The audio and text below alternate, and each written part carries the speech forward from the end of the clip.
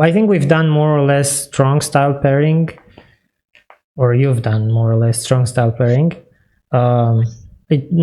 Some situations we were more like classical pairing approach, but I think most of it was strong style, and that helped me not figuring out too many things, and helping me in some moments to just listen and do that, and was very helpful. Yeah, so I've been doing more mob programming lately, so I'm used to the strong style actually.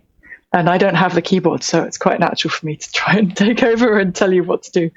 And I think there were a couple of moments there where I felt I was a little bit too opinionated, and you were going to do what I was going to tell you to do in a different way, and I could have backed off a bit there. So yeah, but that's strong style. I mean, you tell the coder what to do, the driver, right? Right, you do, but at some level, the driver does have the tools at their fingertips. So when you give the high-level command or instruction, I'd like you to extract a method for that.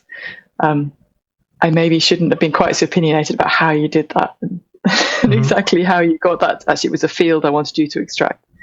So even with strong style, you're saying that you can have these two approaches, like saying what you want to do, but also saying how you want them to be done, and you need to adjust depending on what's going on, right?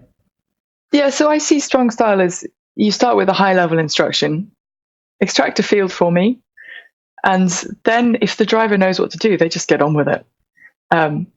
But if the driver doesn't know what to do, then you drop down and you start giving them more detailed instructions, like I want you to put the cursor there, and I want you to press this key combination, and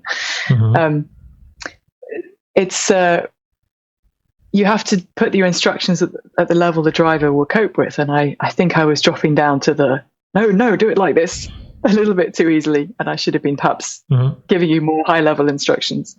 But that's the kind of thing you learn as you get to know each other and the strengths of the person you're working with, and how much in detail to give.